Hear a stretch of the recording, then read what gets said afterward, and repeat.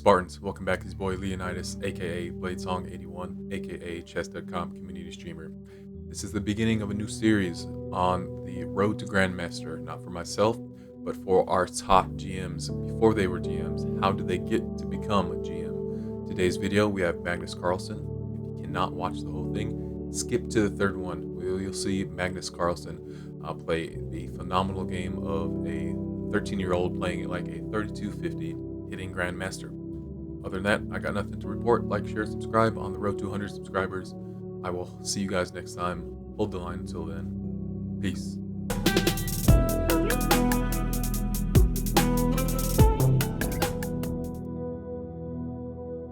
So the first interesting thing that happens in this game is when white goes for the Trampowsky. And as you know, Trampowsky is when the bishop goes to g5 after black puts the knight on f6.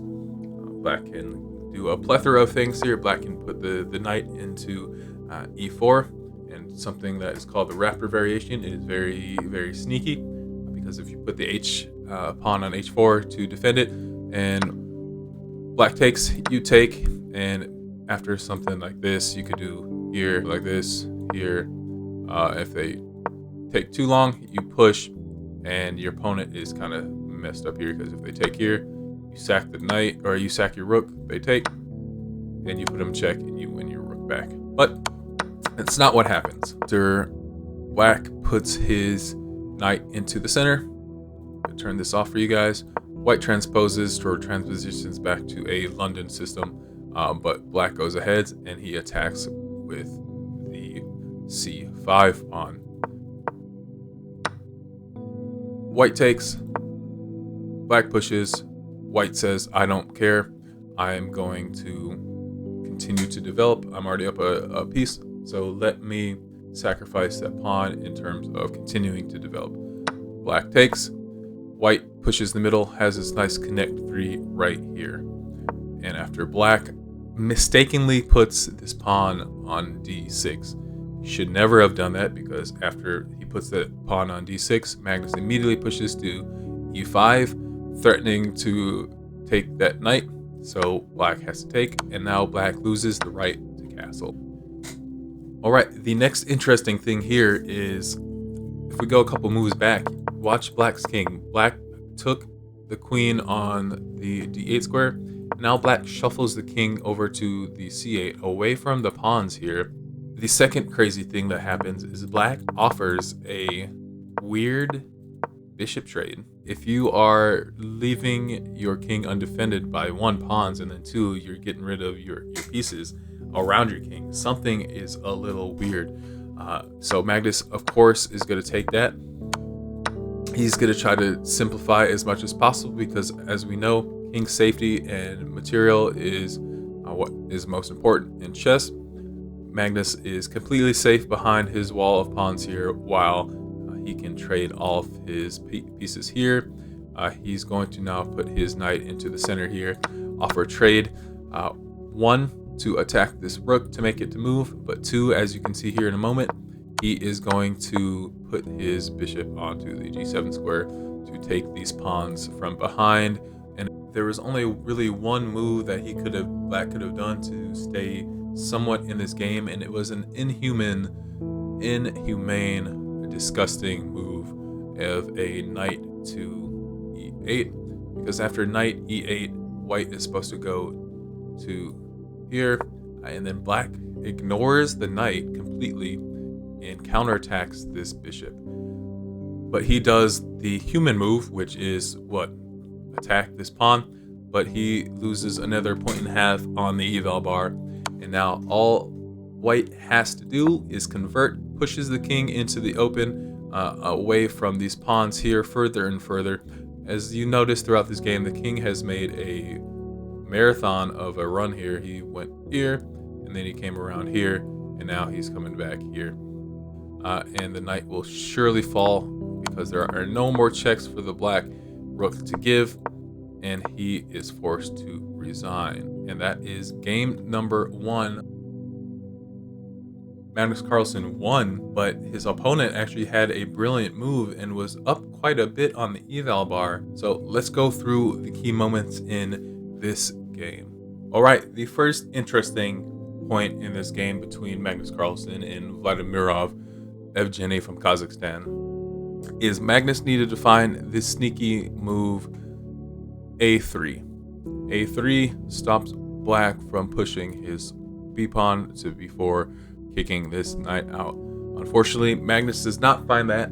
He has a 1.0 on the eval bar, and after his bishop move to D3, it plummets it down to where now Black has a slight advantage at 0.02, because now Black can push his pawn, and now he can kick out this knight. Magnus drops back. Black continues to attack the center, wanting to blow this center up. The next interesting thing happened was actually Black made a very good move. It was a brilliant move by Black. It was the coveted brilliant move that we all strive to grab. It was knight to f3. The reason that knight to f3 is a brilliant move is because if Magnus Carlsen decides to take what looks like a pawn for a knight, it plummets the eval bar from even, or white being slightly ahead, to now Black being up 2.8. Now if you follow this train of thought, why is Black ahead? Because Black needs to find the only move that keeps the advantage, or else white is completely in control, and is knight to c3. Because after knight c3, b pawn takes, queen has to slide down to c1, rook slides over, check, a1, and now white is on the major defensive.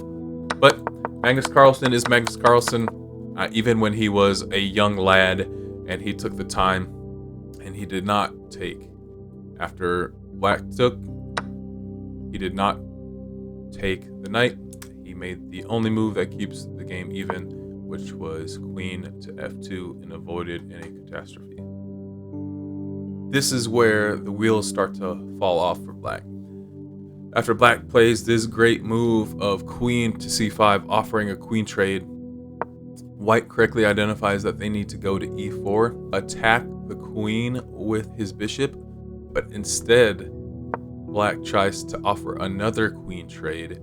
Queen slides back, and he makes another mistake. His goal and his plan was to allow these pawns to push forward and attack the king, because it looks like it's very threatening. You have the queen barreling down, you have the rook barreling down, you have this bishop that could come down at any time. It looks like it's very threatening, but Magnus Carlsen is who Magnus Carlsen is. He recognizes that after he finds another great move, knight to h5, Black is just simply too slow. So white is firmly in control now. They are up 3 points on the eval bar. All right, we come to the conclusion of this game. Black still has threatening checkmate opportunities. This is an ugly pawn structure. Have you ever seen a structure like this in a major tournament? Magnus is trying to reposition, always continually trying to look for these checks, captures, and attacks. You'll notice the eval bar dropped from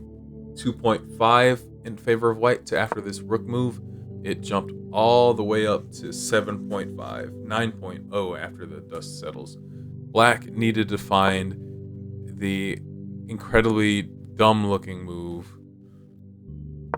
queen to b5, which doesn't look like it does much, but what it actually does is it stops this queen from giving this ultimate check that made the difference. Because after queen to b5, white responds with rook takes rook. Black responds obviously with queen takes rook, and white is going to start to push these pawns up. But since Black does not do that, Black loses the game on the spot. He allows this check to come in. Black moves his king, and after queen goes to b4, white resigns. The reason that white resigns is because after white would move to e8, white gives a check, sacrificing a full rook, sacrificing the rook, because after king takes, queen takes right back. And now it's just a matter of time. King has to run. Queen gobbles up these pawns. King goes to b8, tries to tuck themselves in. f8 check, c8, and it's just a matter of time before everything falls. And in the final game, we have a treat for you guys. We have Deepan Chakkravarthy with black and Magnus Carlsen with a white. Magnus Carlsen already shows the super GM tendencies. He plays this game at a 99.2% accuracy and plays this, according to chess.com, as a 3250. Alright, this game starts pretty simple. It starts with the closed Sicilian traditional line. These guys know what they're doing at this point. They've prepped pretty well. It goes according to the main line here. Knights out, trading knights. White does not immediately try to attack these knights. White is just putting their queen out. This isn't an accuracy. The queen is supposed to actually go to d5. But after castling by white, black takes the knight regardless. After we saw the closed Sicilian main lines, this is where we see Magnus Carlsen start to show his ingenious capabilities as a chess player. Magnus Carlsen plays the one and only brilliant move, followed by 3 great moves, 4 best moves, and another great move to follow. The brilliant move, if you guys can see it already, if you've already watched this game, is pawn to d4. Now, the reason that this is such a brilliant move is because after black takes, and subsequent following of moving the rook over to e1, bishop out to e7, attacking that bishop and defending it with the knight here, black is supposed to castle. White jumps in with the knight, gives a check, and black has no other opportunity or no other alternative to take with the bishop. Black loses their queen, but it's an equal compensation as black takes the rook, and now the queen that white has is counteracted by the rook, the pawn, and the knight that, or excuse me, the rook, the pawn, and the bishop that black has. So it's an equal trade of value. White is slightly up 0.5 on the eval, but that is the brilliant move line that Magnus Carlsen had foresaw and that he had calculated in his head at such a young age. He had made this calculation. Alright, but black does not see that far forward into the future like Magnus. He didn't calculate what was to happen at the end of this. So after Magnus plays that brilliant move, Chakkravarthy makes the correct move, but then he makes a mistake by putting the bishop on e6. Magnus does what he was supposed to do, puts the bishop on g7, or g5, excuse me, pinning that, and now black blunders the game. The reason that this is a blunder is, we'll show you guys in a second here, is after white gives a check, black takes the knight, white loses, white takes the queen, black takes the rook, pawn pushes to attack this bishop, to kick this bishop out of the way. Black gives a counter attack, but after they trade the knights, black is just down 2 pawns at the end of this. With these pawns, a 3-on-2 on the queen side is more than enough for Magnus to potentially promote to a queen in the future. This pawn in the middle here is isolated, but it has a lot of help potentially in the future with this rook coming over. If they decide to get a little crazy, put this queen back here to attack this piece as well. Black is just in a disadvantage. This pawn is isolated. These 2 will lose to these 3 here.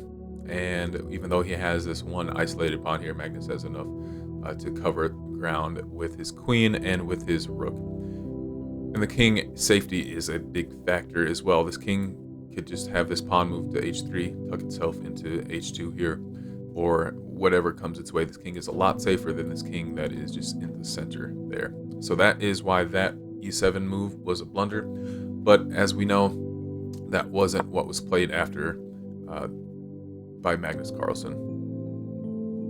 And we come to the end of the game here. After Magnus Carlsen moves his queen to d4, black blunders the game away completely and resigns in the next few moves, because black calculated that white was going to go for a queen trade, but Magnus Carlsen didn't want to go for a queen trade. A queen trade would have brought it back down to an even game. What Magnus Carlsen instead looks for a check, and after the pawn blocks, takes with the knight, tries to kick the queen out. Queen stays on the line here, pinning, not pinning, but if that knight ever moves, it's discovered check. After the queen gives a couple checks, the king slides over to h1, and there's nothing that black can do. At this point in the game, black has resigned. The reason that black has resigned is because after a few moves, we're going to go queen to g4 is the best move. Pawn to h3, kicking the pawn out. Queen slides back to g6, And after the dust settles,